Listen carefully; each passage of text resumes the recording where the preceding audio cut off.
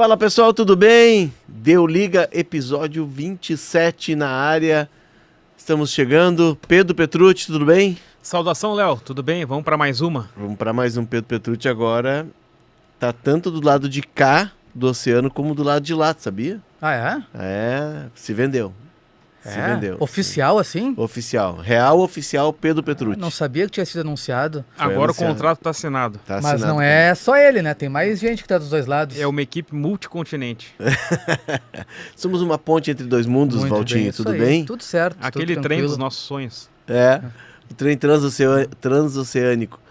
Tudo bem? Tudo certo. Vamos lá falar mais um episódio sobre o futebol europeu. Acho que é um tema bacana que a gente vai trazer aqui hoje, que está movimentando o mercado de transferências do futebol brasileiro e também da Europa. A gente vai falar de futebol europeu no Brasil, né? A gente inverteu a mão, porque a gente se acostumou a ver os nossos jogadores saírem daqui e continuam saindo, né? Cada vez mais. O Brasil é o país, aquele centro de estudos do futebol, CIES, da Suíça, faz o levantamento a cada janela. O Brasil é disparado o país que mais exporta talentos, né? Não é na proporção, que eu acho que é na proporção o Uruguai nos ganha, né? Em população e jogadores que são vendidos.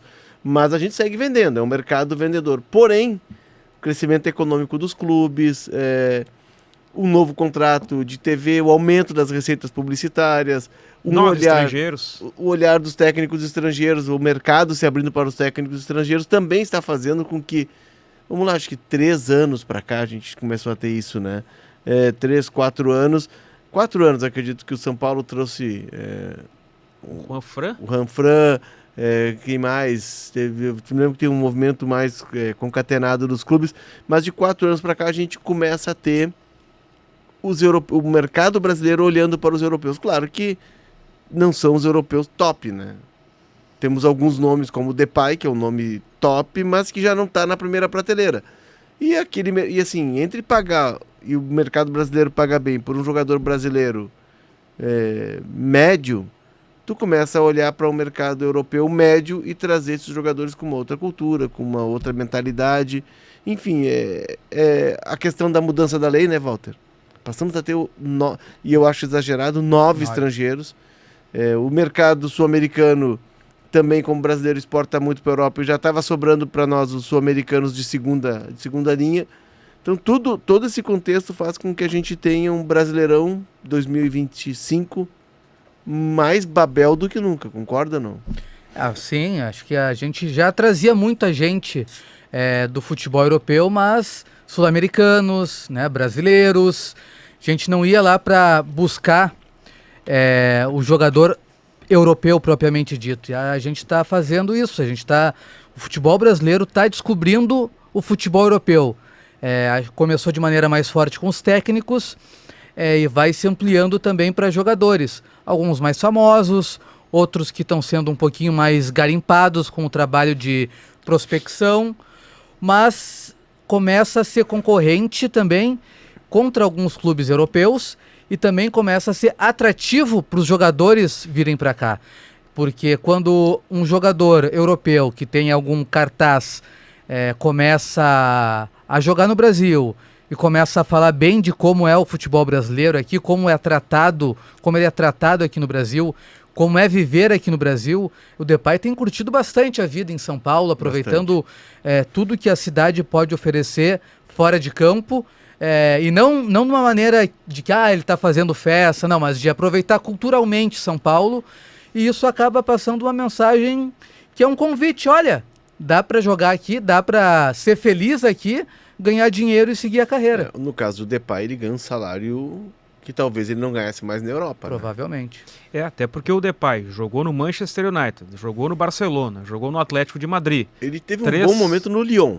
Isso. Ele recupera a carreira no Lyon. Ele vai para o United como um dos caras do time do Van Gaal, quando o Van Gaal vai e contrata muita gente, veste a 7, se não me engano, depois do Di Maria, e não dá certo. No Barcelona também nunca foi um titular absoluto. No próprio Atlético de Madrid também não. E realmente, no Lyon, um time de uma segunda prateleira da Europa, ele consegue se destacar. Então, embora seja uma referência na Holanda, nas últimas Copas do Mundo e Eurocopa, nunca foi assim um jogador de alto nível, Ele nunca mas entregou de o que um se bom esper- nível. Ele nunca entregou o que se esperava, né? Eu acho que se via nele um potencial, assim, quando surgiu lá no... Mas tem grife. Mas Tem tem grife, grife, muita tem grife. grife, Eu me tem lembro- história, tem um estilo Sim, que isso chama sim. atenção também. Ele é rapper, né? E tem o estilo também, né, que chama atenção, a torcida do Corinthians gosta, ele usa faixinha, e isso mobiliza também o futebol brasileiro de uma forma diferente, até para ter a curiosidade de saber por que o nome dele é esse, por que ele usa o Memphis e tal, e eu acho que é interessante.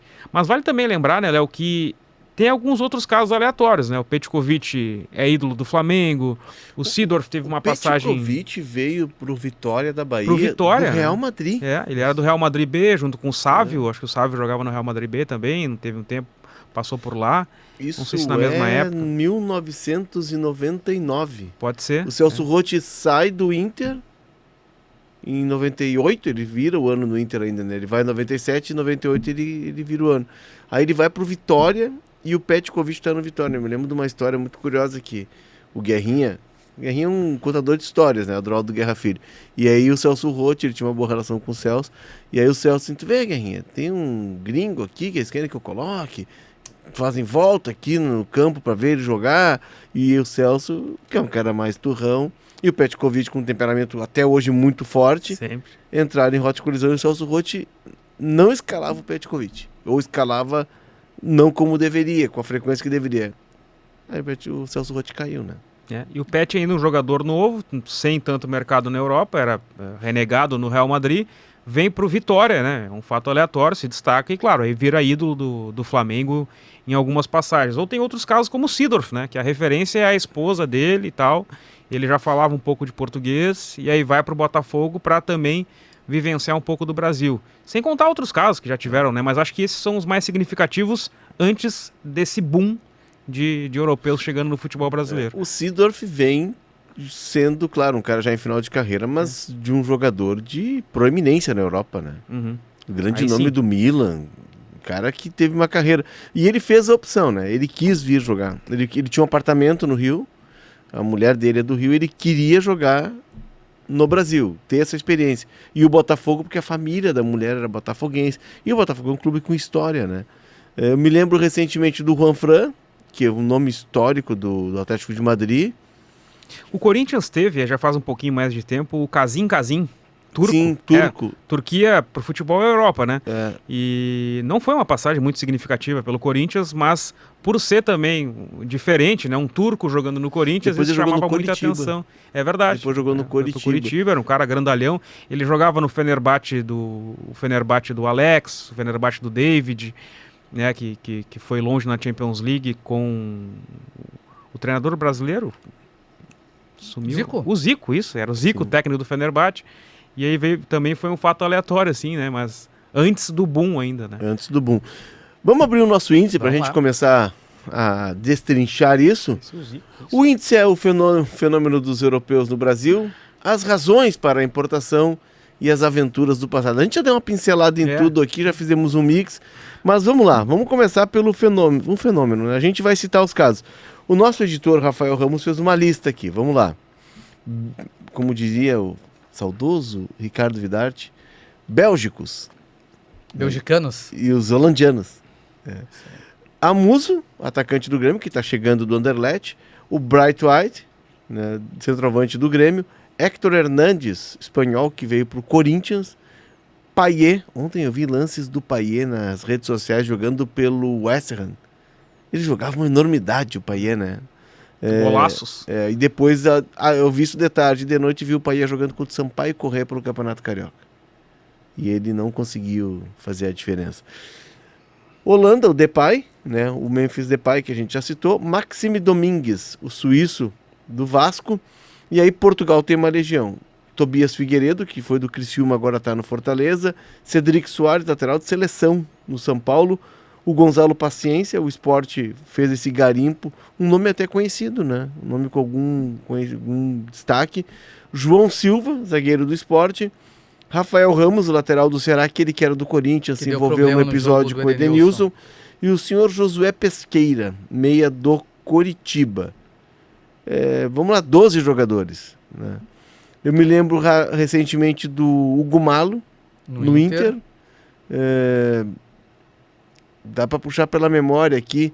O São Paulo tinha trazido o Lewis, irlandês, que também não acabou não conseguindo se afirmar. 6 partidas só. Jogou muito pouco. E tem os que estão chegando, né, que ainda não foram oficializados, por isso não estão na lista, né? O Sport está trazendo mais um português, que é o Sérgio Oliveira, e é um nome de expressão até. O Sérgio Oliveira, aquele da Seleção Portugal Sub-20, do Mundial do Oscar. Do Henrique Almeida.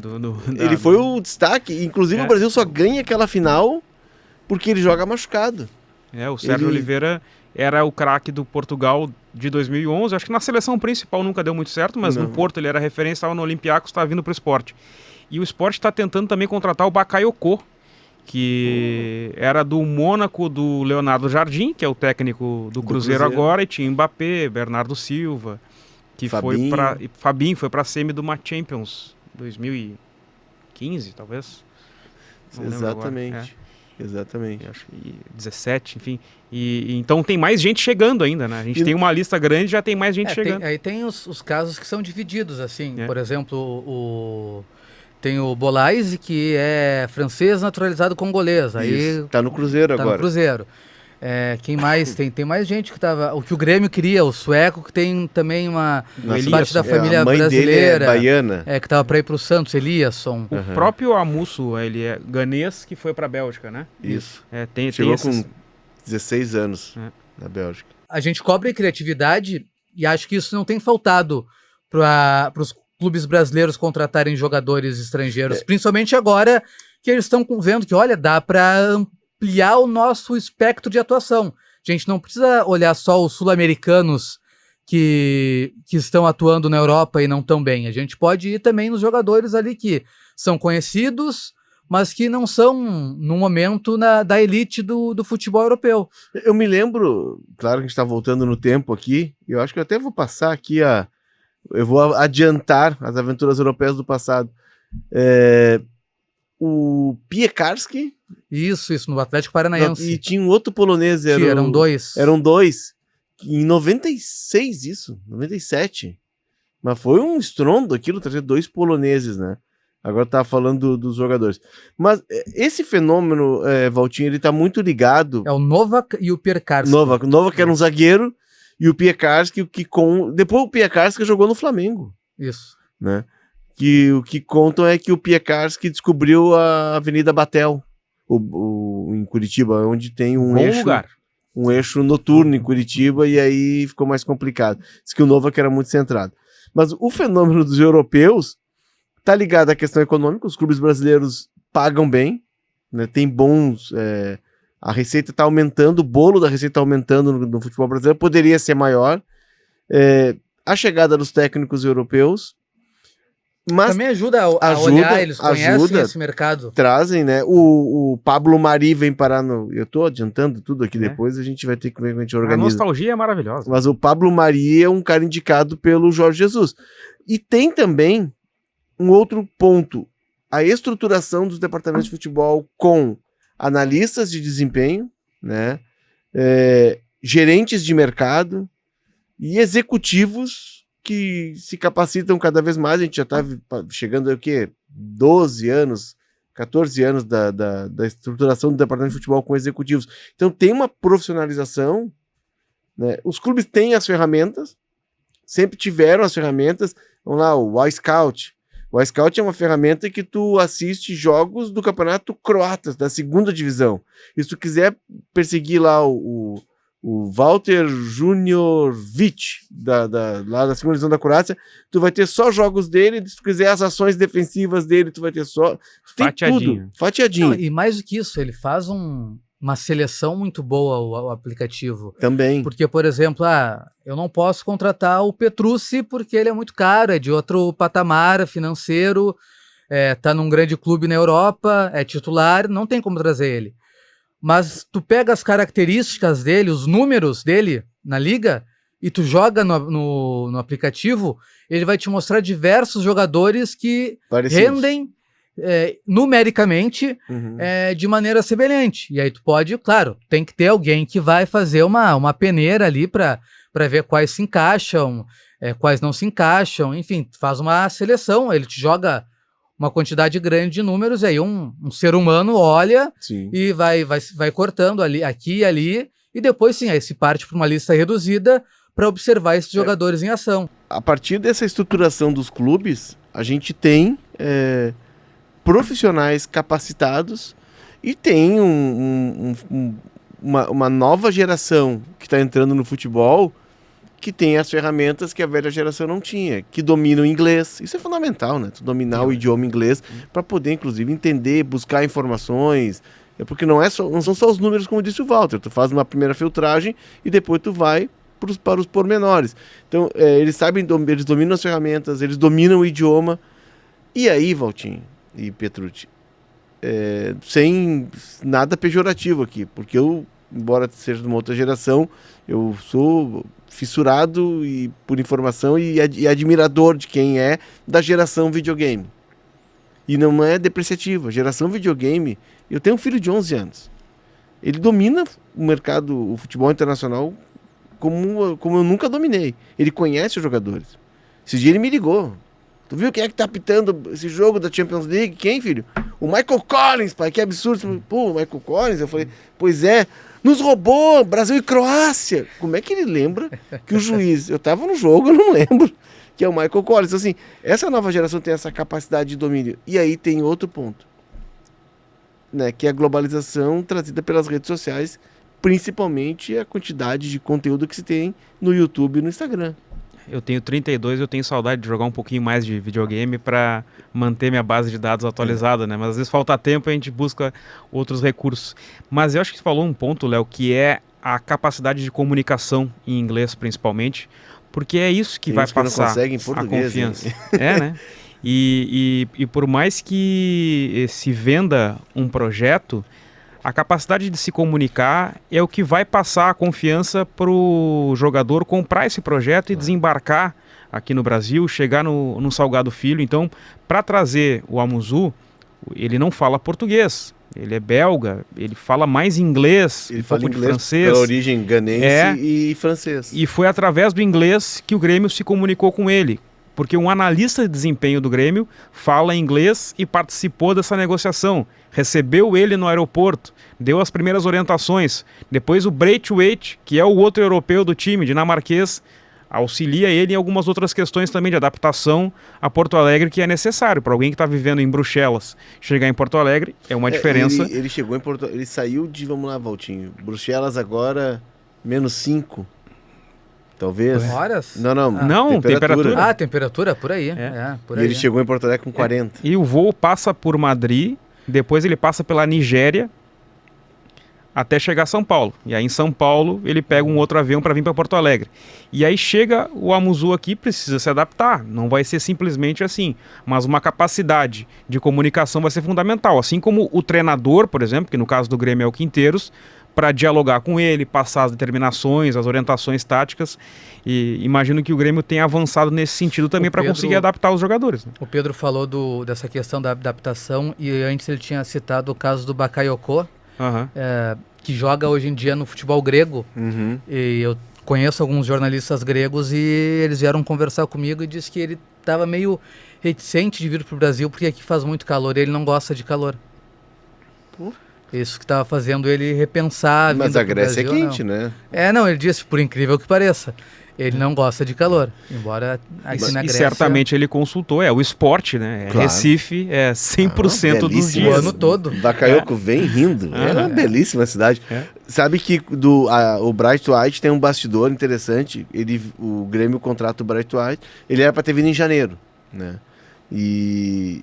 aí não fechou e tal, o espanhol não liberou, ele era muito importante lá pro espanhol e foi importante pro acesso do espanhol. E acho que ainda vai ser, hein, porque se fala muito dele comprar o time. O espanhol, dizem que ele tem muito dinheiro, né? E ele nunca foi um jogador top, né? Chegou a jogar no Barcelona, mas nunca foi referência do time. Ele chega no Barcelona no momento em que o Barcelona perde o Suárez e perde o outro centroavante, e ele estava bem no Levante. no Levante, né? Acho que ele era do Levante. E ele tá fazendo gols, e aí o Barcelona... Tanto que ele chega no meio de temporada. Mas ele não consegue se firmar no Barcelona. E aí o Grêmio tá trazendo o Bright White, pô, o cara jogou no Barcelona, um dinamarquês, né? Vindo de uma grande cidade. E Porto Alegre com o aeroporto fechado. Como é que tu faz? Bota esse cara numa... Aí o Grêmio, vamos botar ele numa van, ele vai fazer uma viagem de atravessar o oceano, vai chegar a Florianópolis, vai ter que cumprir mais 6 horas de van. 6 horas naquela época era mais do que isso, né? Porque as estradas interrompidas... Também. Tem mais isso. E aí o Grêmio começa a quebrar a cabeça e... Aí era o Rigo. Liga pro seu Celso Rigo, que é o parceiro do Grêmio, e diz, precisamos do seu avião. E aí o Grêmio consegue buscá-lo em São Paulo e trazê-lo de São Paulo a Porto Alegre, né, descendo na base aérea. Canoas. Porque sim, ele tá chegando, ele sabia, e esse é legal, o Bright White vem para Porto Alegre sabendo da enchente, fala inclusive que veio para tentar ajudar as pessoas de alguma forma, se engajar na recuperação. É um caso de um jogador que vem para ter uma experiência, né? Ele tem tinha um contato com Porto Alegre, uma conexão pelo preparador físico particular dele, o Leonel Villeroy, conhecia já algumas coisas da cidade, falava português muito por causa do Leonel, mas ele vem porque ele... Aí é uma curiosidade, ele vem porque ele queria jogar no Brasil. Foi muito mais... Não é tirar o mérito do Grêmio, acho que o Não, Grêmio tem todo o todo mérito mérito. de ir atrás dele, mas ele escolher o Grêmio também. Sim. É um caso que o jogador escolheu onde queria jogar. Ele poderia ter ido para a Grécia, que também é um baita lugar para morar. Ele chegou a estar na Grécia, né? Sim. Fez exames no Olympiacos, exames. né? E aí acho que alguma coisa E impediu optou ele de por fechar. jogar em Porto Alegre. O próprio Amuzu, né, teve interesse do Napoli, que é o líder do campeonato italiano. Não sei se ele seria titular chegando lá, mas é o líder do campeonato italiano, olhando para um jogador que o Grêmio acabou contratando. Então, também tem um peso isso. Tu tinha um concorrente que é um concorrente que vai provavelmente disputar a Liga dos Campeões no ano que vem. Então são exemplos que me parece que fortalecem a posição dos clubes brasileiros no mercado. A minha preocupação é o custo que isso está tendo, porque eu não sei quantos desses jogadores vão se pagar. O César Graffietti, a gente já citou ele aqui em outros programas, estuda ele muito... o economista e é o cara que fazia aquele estudo do Itaú, Isso. depois virou do BBVA, Isso. que ele faz todo ano, e agora ele faz de forma independente, que é o estudo da saúde financeira dos clubes. Ano a ano ele faz isso. E ele escreveu uma coluna preocupado com isso, assim, que talvez daqui a pouco a bolha vai estourar. Porque aí a gente está expandindo um pouco mais o espectro do quanto os clubes brasileiros estão gastando, não só com os europeus, mas com outros jogadores sul-americanos. Ele pegou a lista dos 100 jogadores mais bem pagos de Itália, Alemanha e Espanha. Tá? O piso salarial desses 100 jogadores mais bem pagos na Itália é R$900 mil por mês. Na Alemanha é R$1.250.000 por mês. E na Espanha, R$1,5 milhão por mês. O Brasil já está pagando esse valor para alguns jogadores. Já tem vários jogadores aí que estão ganhando acima de R$1 milhão. O pacote do Depay é 3 milhões. Pago por uma patrocinadora, mas são 3 milhões de reais por mês. Então, assim, tem o lado bacana que eles estão vindo, mas a que custo, né? Eles estão pagando salários para jogadores que provavelmente não estão mais entre o top 100 das principais ligas, mas eles estão pagando um salário desse nível. Só que são poucos os jogadores que chegam aqui e geram esse valor de retorno. O Amuzu, esse é outro problema, né? Porque Bright White se fala Braithwaite, se fala tudo que é Bright White, enfim. O Amuzu, ele... Sisk. O apelido dele é Sisk. Ele vai ganhar o dobro do que ele ganhava no Anderlecht. Mas é um mercado mais do jornalista periférico, belga. A Bélgica é um mercado um pouco de mais entrada, periférico, de entrada, não paga tão bem.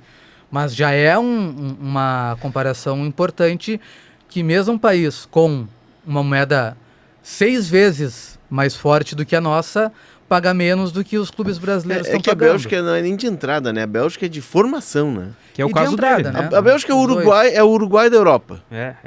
A Holanda e a Bélgica têm esses Tem papéis. essa- né? A gente está entrando aqui no ponto 2 do nosso índice, que são as razões para a importação. A gente já está pincelando aqui, mas antes da gente continuar, para quem está no YouTube, dá o likezinho, né? Importante. Dá o likezinho lá, a gente precisa, a gente merece também. Vota na nossa enquete. Vota na nossa enquete e também assina o canal de GZH. E aí, Fundamental. quando tiver Deu Liga, por exemplo, vai dar o plim. Aí tu corre lá para Como é que assistir. faz? Plim! Muito bem. Né? E agradecer a audiência que está cada vez maior. A gente tem constantemente batendo o nosso recorde de views no YouTube. Exato. Agradecer quem acompanha os nossos programas. Não só no YouTube, também nas plataformas de áudio, Isso né? aí. O Deu Liga logo vai estar entre os tops no Spotify. Sem dúvida. Né? Os vizinhos aqui do Mapa da Copa, que contrataram o Pedro Petrucci, já estiveram no topo. Sim. Nós eles largamos, né? É. A nossa largada foi forte também. Foi forte também. Então, assim. Agora, uma dúvida. O Amuzu vem ganhando o dobro que ganhava na Bélgica. Quanto é que estão pagando para levar o Petrucci também lá para o outro o lado? Pedro Petrucci ele tá vindo de um mercado de entrada, né? E a gente fichou bem. Muito bem. Vai poder passar as férias tranquilamente em Punta del Este, como ele costuma fazer todos os anos. Espero que tragam Como bom uruguaio, né? Traga um doce de leite pra gente depois. Vocês vão pedir dulce de leite pra As ele? últimas não? a última em La Paloma, a água tava tão gelada, mas tão gelada que preferi voltar pro Brasil. Mas tudo bem. La Paloma é a praia que tem os leões marinhos. São leões marinhos? Isso, lobo marinho. Lobo marinho. Lobo marinho. Eles ficam nas pedras, né? Isso, tomando banho de sol. E isso. o pessoal fica em volta, eles Eles não estão muito aí, não. emitem um som assim, engraçado também. Tá bem tranquilo. Aliás, La Paloma é muito legal. Recomendo. Mas enfim, as razões a gente listou. Melhor preparo dos clubes, né? Capacitação de profissionais, boas ferramentas, uma situação financeira boa. O Brasil é o mercado mais forte do continente e já está batendo com os Estados Unidos, né? Alguns jogadores, inclusive, foram buscados na Major League Soccer. Eu estava lendo um estudo da Two Playbook, que é uma revista de marketing espanhola e é meio que uma bíblia na Espanha de marketing esportivo e negócio do esporte.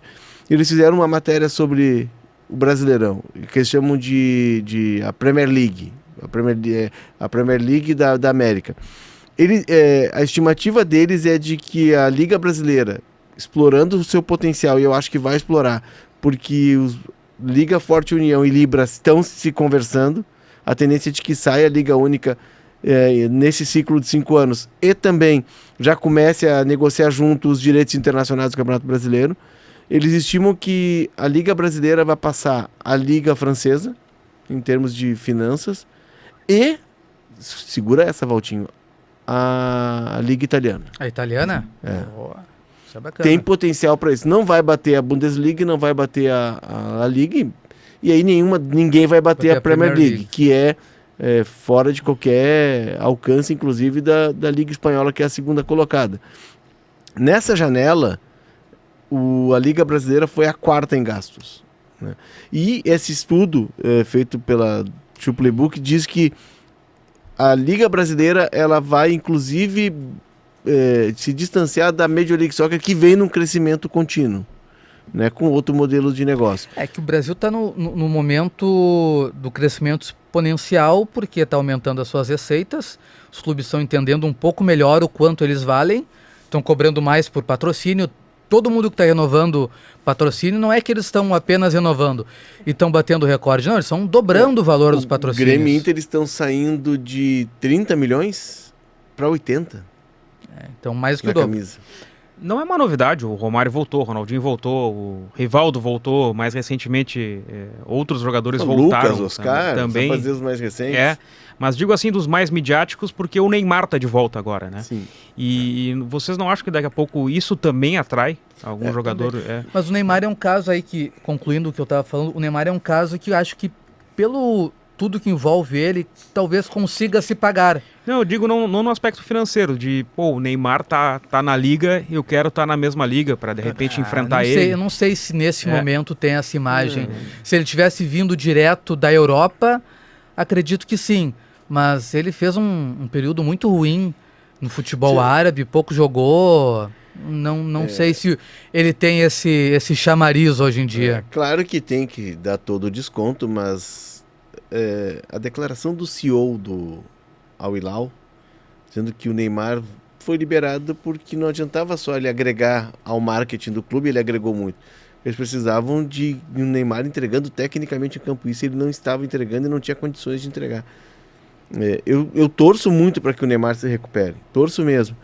Mas eu acho que está tendo uma ilusão no Brasil de que estão imaginando o Neymar pré-Copa de 2022. Que também já era um Neymar que não estava no seu melhor momento, embora ele tenha chegado na Copa sem lesões, tenha se preparado para essa Copa. A gente olha o Neymar hoje e remete ao Neymar do Barcelona. A gente não vai ter esse Neymar. E a gente está achando que o Neymar vai resolver todos os problemas da seleção. Sabe? Eu vejo uma confiança demasiada no Neymar e ele está voltando de uma lesão no joelho. Gente, o Neymar não conseguiu jogar.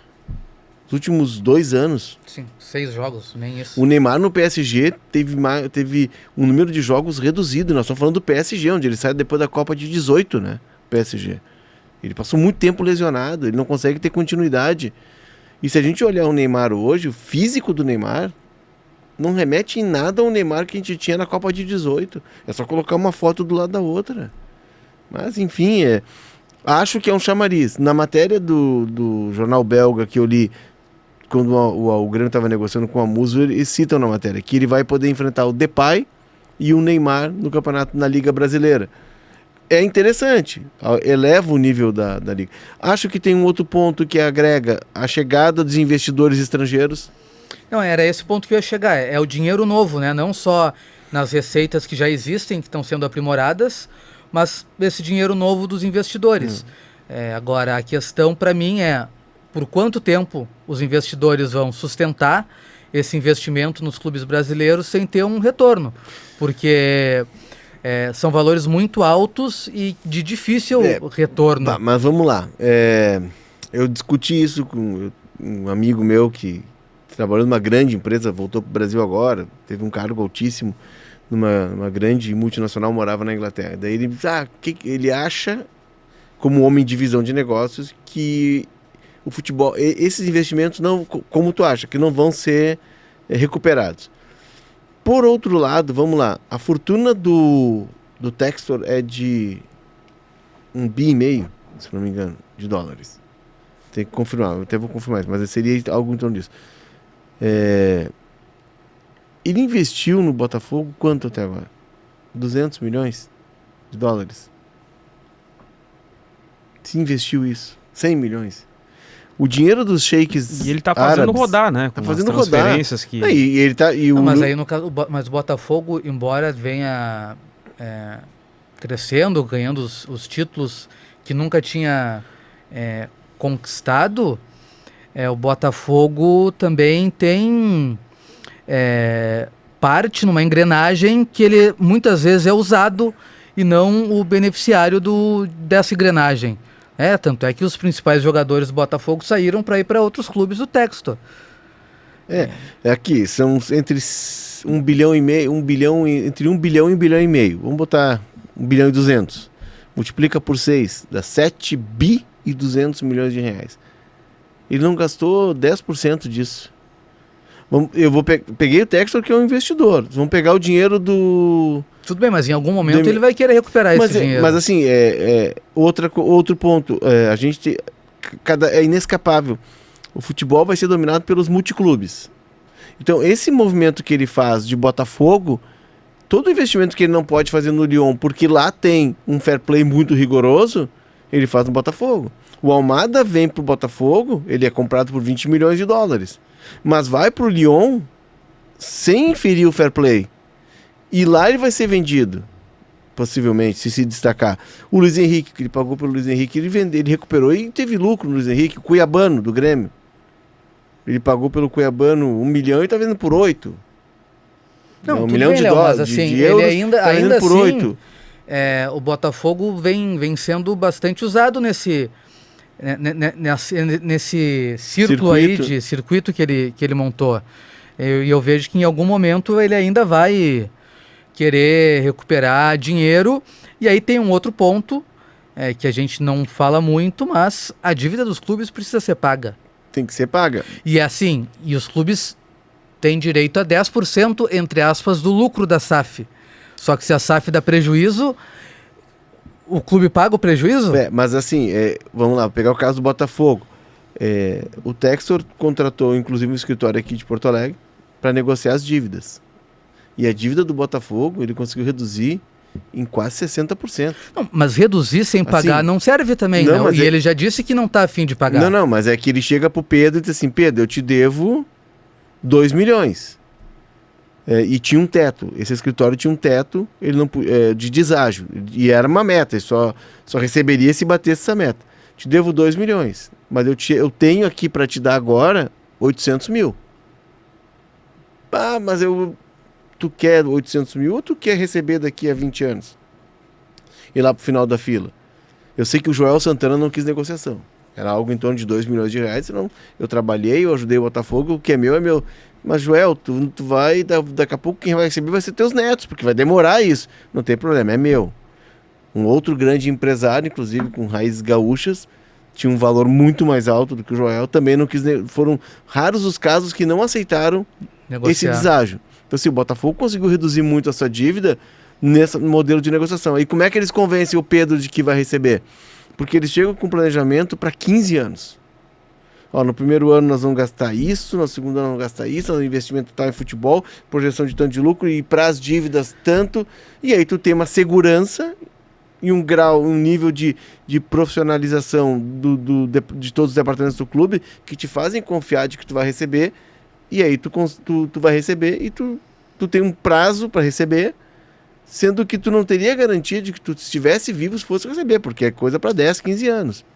Esse é um ponto. Então, assim, o Botafogo, para mim, ele é um grande exemplo. Ele está diminuindo a dívida dele, mas ele segue tendo que pagar essa dívida. Ele segue tendo que pagar. Menos do que pagaria, menos, mas ainda é um valor considerável. Porém, a máquina do Botafogo está andando. Vai dar lucro o Botafogo? Não.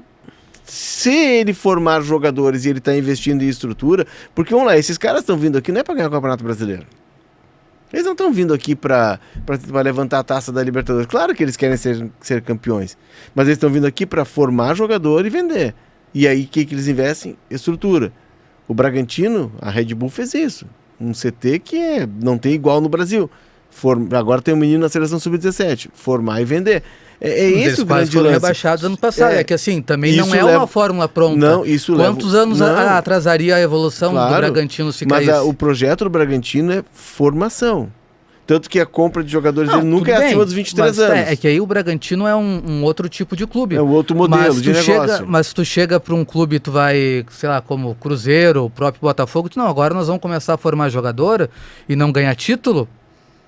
É que assim, o primeiro momento deles foi de investimento até para montar o time. Não, mas é isso, para ter competitividade. Eu acho que o processo para dar visibilidade da SAF, quem entrou no momento certo. Acho que daqui para frente vai ser mais difícil ter os investimentos iguais do que nós tivemos até agora. E assim, quem entrou primeiro, em alguns casos, o Vasco entrou e escolheu o parceiro errado. Mas, por exemplo, o Botafogo entrou, daqui a pouco todos vão ter esse nível de organização e estruturação, e processos e governança. E aí essa vantagem que o Botafogo tem, ela vai desaparecer. Entendeu? Vamos lá que o Inter e Grêmio entrem. Quando eles entrarem, vai ser todo mundo bem administrado, com gestão. Tu vai ser só mais um nessa turma. Acho que o Botafogo acertou e entrou num momento bom. E também não tinha outra saída pro Botafogo. O ponto é que, vamos pegar o caso do Bahia City.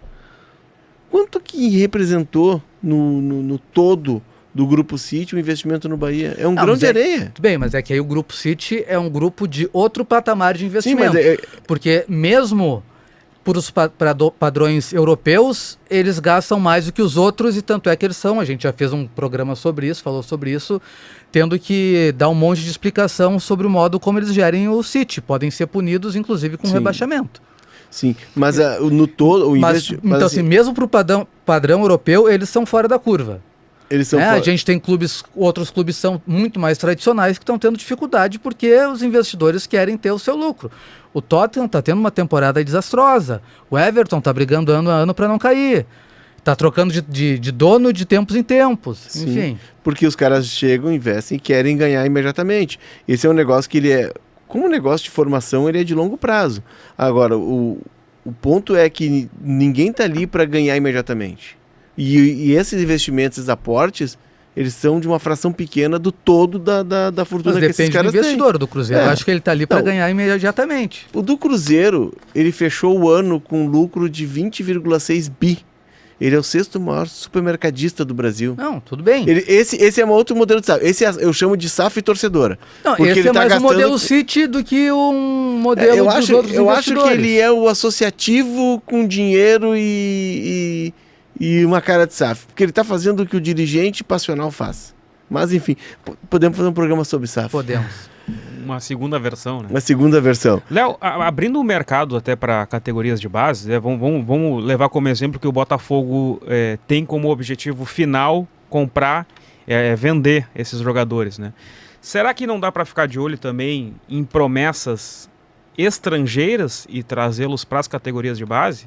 Como clubes, o Chelsea vem aqui no Brasil e já pinça um garoto de 16, 17 anos para ele chegar lá. Eu acho mais difícil, tem uma questão de adaptação. Vamos lá, Claro, fazer o que o Borussia Dortmund faz.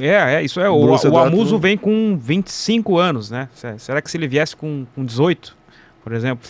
Se tentou fazer isso com os africanos. E aí a gente entra aqui agora no terceiro item da nosso índice.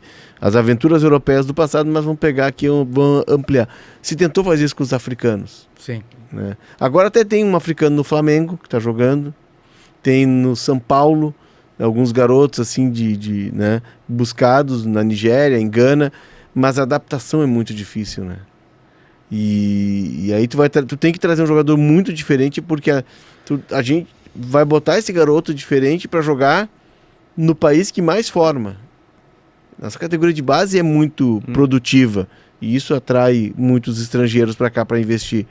Não sei se seria um negócio. É que o problema do futebol brasileiro não é formar jogadores de qualidade. O problema do futebol brasileiro é segurar esses jogadores. Por isso que nós estamos indo buscar os caras com 25, 27, 28, 30. Mas eu fico pensando que por nomes europeus tornarem-se referências nos clubes brasileiros, isso de alguma forma pode impactar e abrir portas também, né? Para um garoto daqui a pouco resolver se aventurar. O São Paulo acaba de vender o João Moreira para o Porto, que é um lateral português. Né? Fala português, isso já facilita um pouquinho. Facilita. Né? É que tem toda uma questão de adaptação, de cultura. Às vezes é muito difícil para atravessar o país, né? O Grêmio e o Inter pinçam jogadores em outros estados. E já exemplo. É difícil. O Everton Cebolinha, 2 ou 3 vezes, cearense, no primeiro inverno no CT de Eldorado, ele foi lá na sala dos caras chorando, quer ir embora, não quer mais ficar aqui. Aí tiver que convencê-lo. Nós estamos falando de um cara que saiu do Ceará para vir pra... É outro país, é outro clima, outra cultura, outro tudo.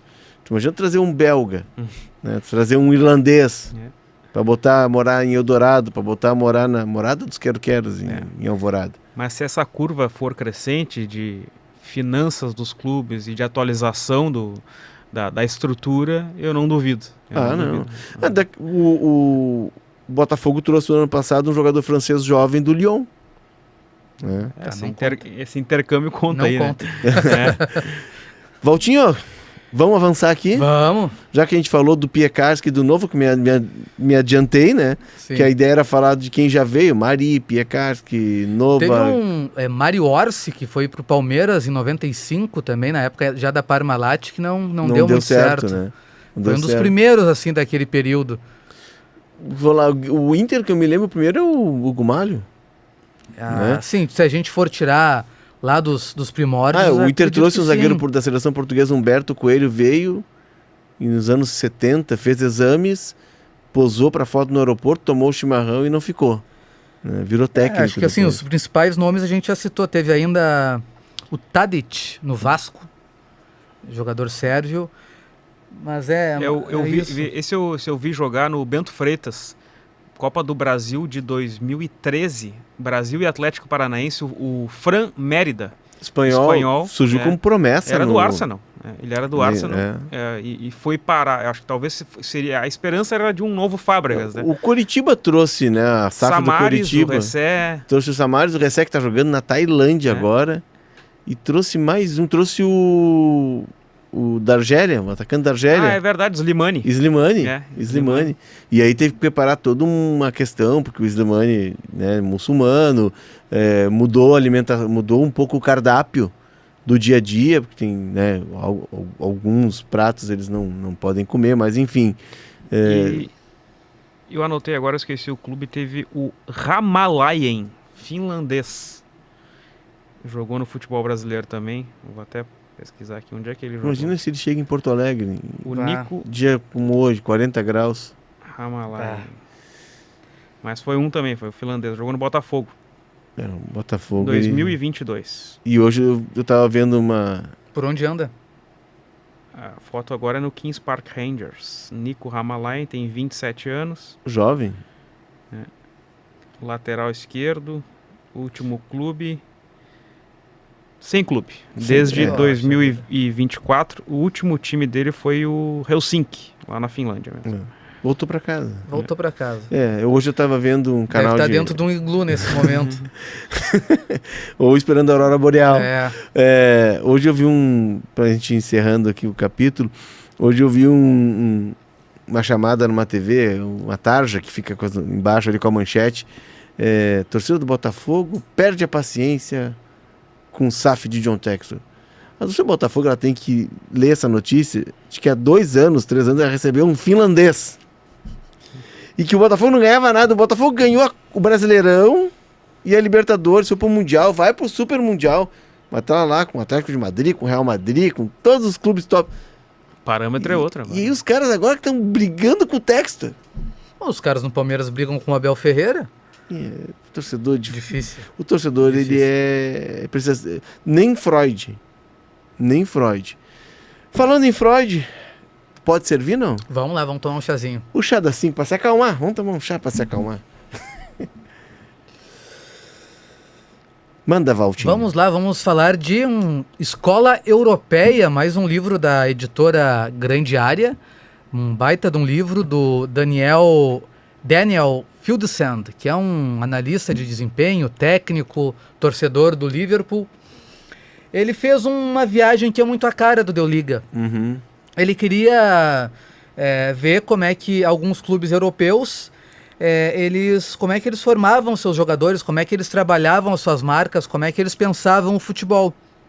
Mas ele queria fazer um livro que não fosse só isso, que fosse um pouco mais. Então ele traz um pouco da cultura do local daqueles clubes e como isso interfere na formação dos jogadores, no modo de pensar do clube para gerir o seu futebol. E ele passa então por 20 cidades, não, acho que são 17 cidades, algumas cidades têm 2 clubes. Uhum. E aí ele explica, então, são tantos clubes formadores como Ajax, Feyenoord, os portugueses, como os superclubes, como Barcelona, Real Madrid, PSG, Juventus. Então ele conta um pouco das metodologias, o modo que cada clube enxerga o futebol. Ele fala também de questões táticas e como isso acaba influenciando na formação de determinados clubes. Enfim, e cada clube tenta buscar um diferencial na sua formação. No caso dos pequenos, para diminuir a diferença para os grandes, e no caso dos maiores clubes, para se fortalecer como o principal clube do seu país e quem sabe da Europa. Eu tenho esse livro lá em casa, tá na fila. Esse aí esse é fura-fila. Eu também. Tá na fila, mas tá brilhantando a prateleira. É interessante. Esse aí é fura-fila, vale a pena. Vale a pena. Ainda mais que vai de cidade em cidade, pega parte cultural, porque isso tudo interfere. Vai a Bilbao, por exemplo. Bilbao é espetacular. Bilbao me remete muito à dupla Grenal, porque é muito particular o que acontece em Bilbao. Catedral de São Mamés. Tentei ser recebido no Atlético Bilbao, não recebi nem resposta. Poxa vida. Nem resposta. Não era basco, né? Não mandei em basco, mandei em espanhol, em castelhano. O futebol é uma viagem. Valtinho, já que o Amuso veio para Porto Alegre, eu vou te mandar para Bruxelas. Vamos Topa? lá, vamos. Pô, gostaria muito de ir a Bruxelas, conheço só a estação de trem de Bruxelas. Fui muito mal atendido na estação de trem de Bruxelas. Tava indo de Amsterdã para Londres e tinha que fazer a baldeação em Bruxelas. E brasileiro não é muito acostumado a pegar trem, fica nervoso que vai perder o trem não chegou ainda e tal. O brasileiro não entende que chega na hora. E aí eu fui tentar ter informações e olha, se eu tivesse ido falar com a atendente, em vez de falar com ela pedindo informação, eu tivesse chegado para assaltar ela teria sido mais carinhosa comigo. Mas mesmo assim conseguimos, não perdemos o trem, foi tudo tranquilo. Mas quem desceu na estação e entrou na cidade elogia muito Bruxelas, tá? Tem monumentos espalhados pela cidade, tem o Grand Palace, tem um monte de lugar bacana para conhecer. Quem gosta de doce, que não é o caso do Petrucci, Pois é, eu ia falar sobre mas comida, quem gosta cara. de Petrucci, de doce, pode pegar e conhecer os chocolates belgas. O waffle. O waffle também. Aí pode ter a cobertura de chocolate, pode ter sem cobertura, eu não gosto de doce, né? Sem cobertura. Sim. Eu sei que na Bélgica tudo tem batata frita. Sim, tem essa briga, né? De quem é que inventou a batata frita, os franceses ou os belgas. Os ingleses chamam de French fries. French fries, não sei. Então, eu gosto muito de batata frita, então acho que na Bélgica eu ia me dar bem também. Gastronomia certamente é interessante, mas ainda não fui. Não vale também. Também tá no meu roteiro, quem sabe na próxima viagem, embora o euro esteja um pouco caro. E vamos pular agora do chá das 5 pro craque da rodada. Quem é o craque da rodada, Walter? O craque da rodada pra ti que tá indo é para outros lados. Ele é argentino, é italiano, ele joga num lado, joga no outro. É o Retegui, atacante da Fiorentina, marcou 4 gols no 5-0 sobre o Genoa no fim de semana. Verona, perdão. 5-0 sobre o Verona. O 5º gol foi marcado pelo Ederson, jogador brasileiro, e os outros 4 pelo Retegui, que é o artilheiro do campeonato italiano, vem em grande fase. Não era um jogador muito badalado. Não. Não era, jogava no Tigres aqui na Argentina. Ele tem uma história curiosa que assim, os avós deles são italianos, né? E aí foram para Buenos Aires. Mais especificamente em São Fernando, ali, que é do lado, perto de Tigre, tá um pouquinho antes de Buenos Aires. Mas ele é cria das categorias de base do Boca.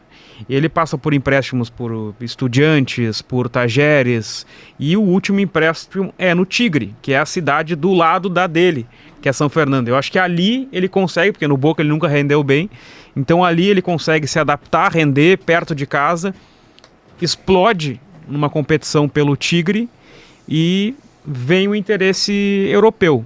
Por ele ter passaporte italiano, facilitou a ida do Retegui para o Genoa, aonde ele foi bem também.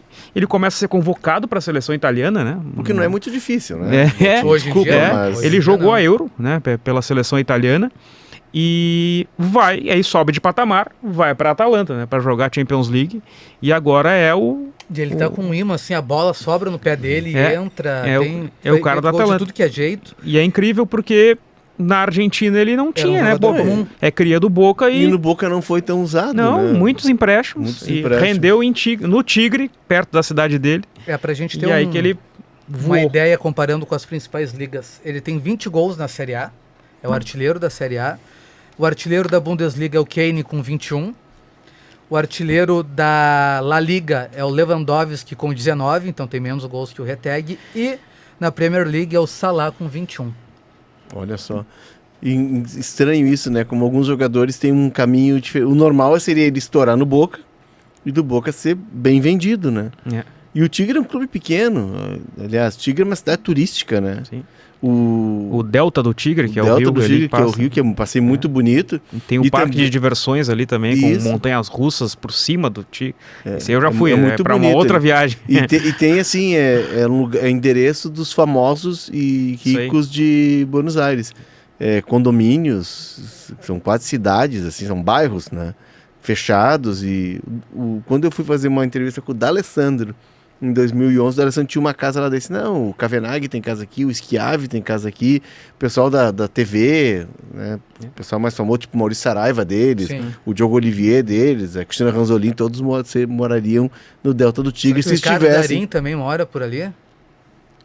Ele tem cara de quem mora no centro, né? Eu acho que o Darim mora acho que tem estilo de quem mora no centro, né? Ele é muito Buenos Aires, né? Mas deve ter uma casa na Espanha, né? Porque alguns milionários argentinos acabam talvez se sim, dirigindo para a talvez Europa sim, muitas mas vezes. eu Mas acho são que muitos ele- filmes também, né? Muitas mas ele deve gravações. passar um final de semana por mês É. na Espanha, por ano, né? Porque ele tá sempre gravando um filme argentino, né? E bons, né? Por Bons incrível filmes. que pareça, sempre E bons. todos os filmes bons argentinos está... Tem ele, é Ricardo onipresente Darín. no cinema Ele e o argentino. Francella, que é o outro também. Que é exato.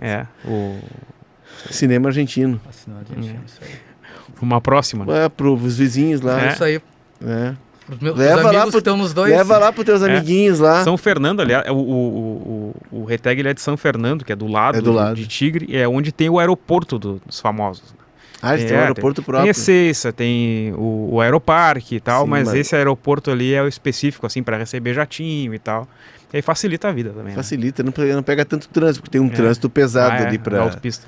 pro E Tigre. a Atalanta, que briga pelo título italiano, tá atrás do Napoli e da Inter e tá viva na Liga dos Campeões. E Passou joga, direto. e joga um dos futebols Boys. mais saborosos do futebol italiano. Eu não sei né? se é tão saboroso assim. Eu acho que os jogos são tem bastante entretenimento. São animados. São animados, é. Mas ele joga como se não houvesse amanhã, entendeu? Sim. Linha isso alta, aí. marcação individual. Isso Acho aí, que a e Atalanta, correria. ela entendeu assim, eu nunca vou ser a Inter, que tem a camisa igual. Então, cara, já que eu não vou ser Inter, eu vou jogar divertir. sem peso, vou me divertir, né? Enfim.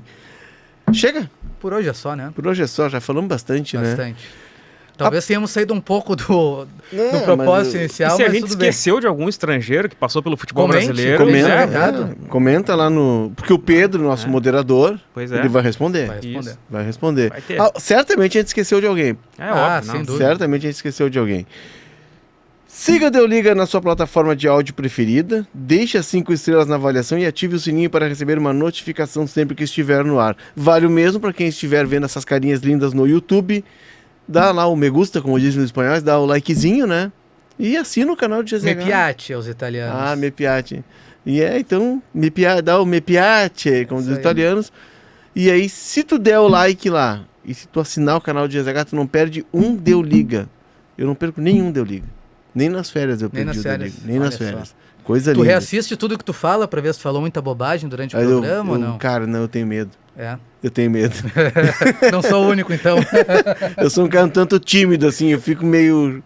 Mas, enfim, algumas vezes eu vejo, mas é fundamental para a evolução. Sem Isso aí. dúvida. É fundamental. Ajuda muito a tu corrigir, a tu tirar alguns vícios. Tem que fazer mais. O problema é tempo, né?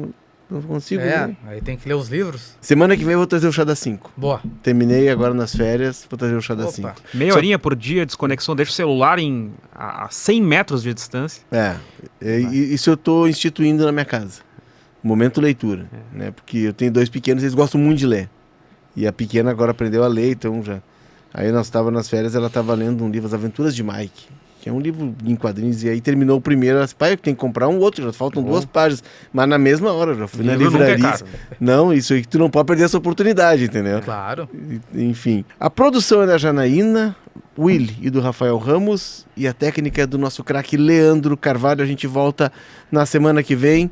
Agora termina aqui, tem uma reunião de pauta, e aí a gente já vai definir o próximo Deu Liga. Eu já tenho uma sugestão, Opa. tá? Valeu, tchau!